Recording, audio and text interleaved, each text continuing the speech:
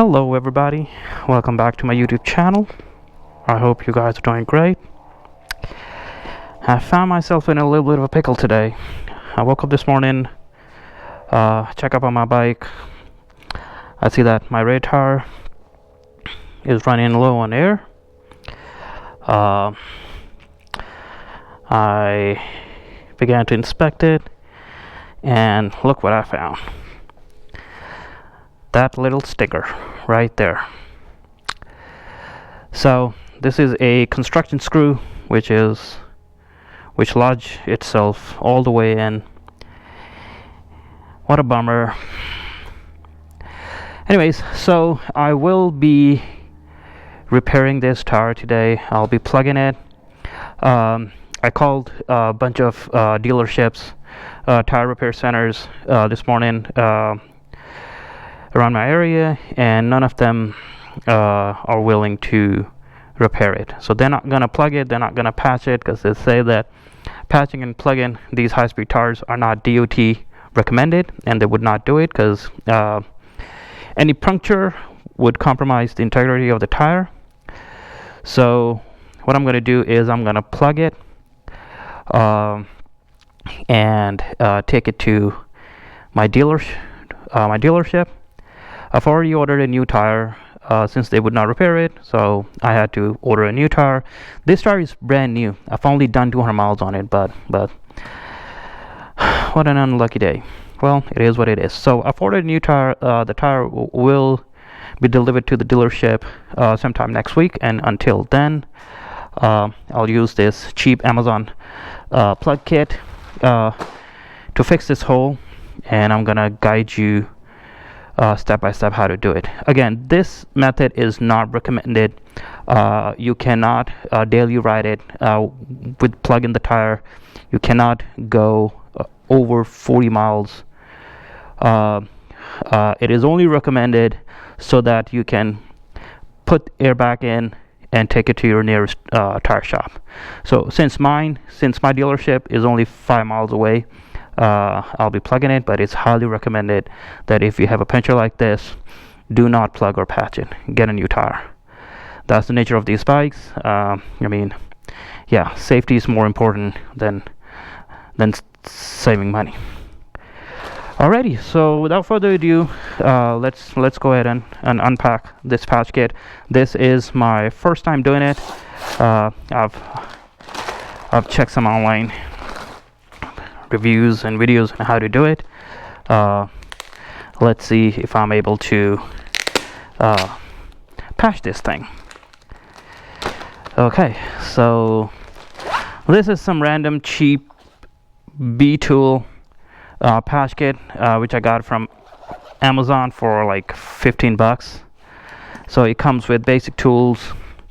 So the idea is to get the nail out, clean the hole, and insert one of these rubber thingies that will eventually prevent the air from leaking.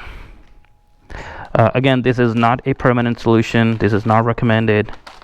I'm only doing this because I need to take my bike to a dealer shop. I cannot tow it. I don't have a tow. So first thing first, let's take this nail out. Let's see if this plier can do the trick.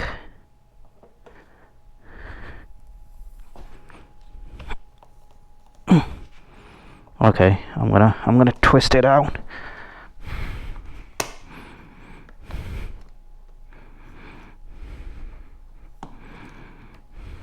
Oh, it lodged itself in there really good. I don't want to like yank it out. I will unscrew it because this is a wooden, it seems like a lag screw that goes into your 2x4s, or more like a wood screw. So if I yank it out, it'll destroy the rubber even more. So I'll gently pull it out, not twist it out, unscrew it. And also, one important tip. You see that angle, that nail, that screw went in? It is recommended to use this scraper thingy at an exact angle at which the screw is sitting in right now. That's because we want a clean hole for this rubber thingy to go in and plug the hole. So make sure that you guys follow the exact angle at which your nail or screw goes in. Alrighty, so this kit also comes with, as you see, I mean, I don't know if you can see clearly, but here is the hole, which is right on the face of the tire. I mean, had it been like here inside grooves, I might be able to make it work somehow, but since it's on top and right at the corner, this tire is busted. We cannot do anything about it. So this kit comes with a lubricant. What we're gonna do is we're gonna lubricate our thingy, a probe, and then we're gonna insert it. Let me get some stuff out of the way. So we're gonna insert it at the exact angle at which that screw was sitting in. So it'll take a little bit of force to get in.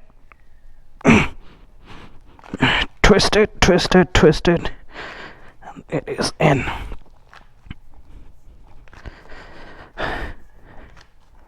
Okay, that is in. Let me pull it out, put it back in,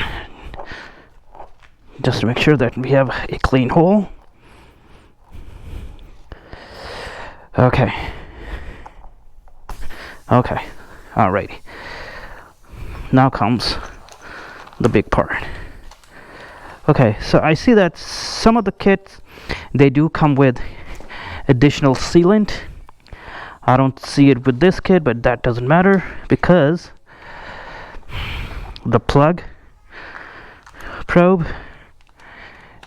is already pre-lubricated, so we might not need it. So get this out.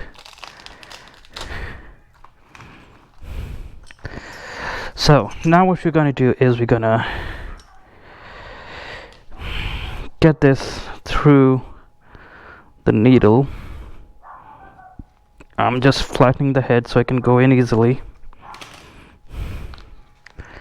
just like that. Gonna yank it, make sure it's in the middle.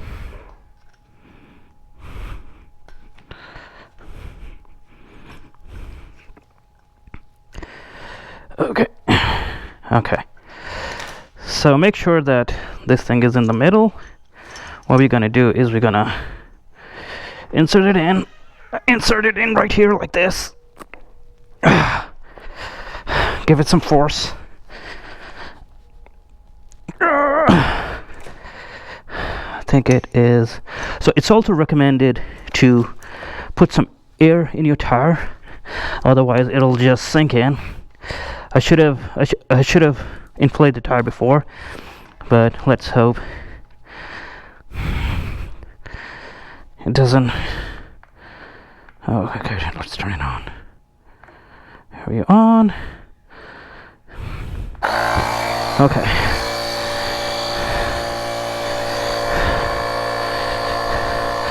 You see that? When I push it in, the tire goes in with it. We don't want that. So we want some air in the tire so that we can jam this thing in.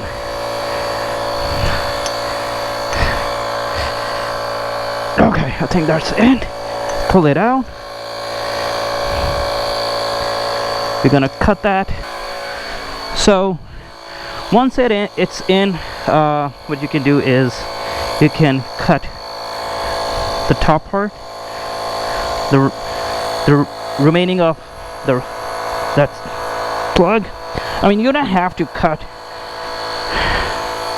right where the tire is. It's just cut it so that it doesn't. Okay, so now let's wait till the tire inflates and then we'll test if it's still leaking. So this was the nail that went in. It's a construction screw.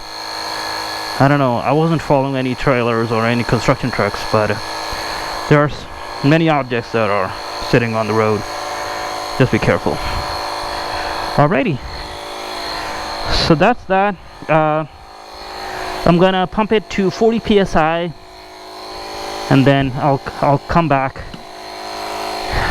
with a foam spray to see if we have actually successfully plugged the tire. I'll be right back.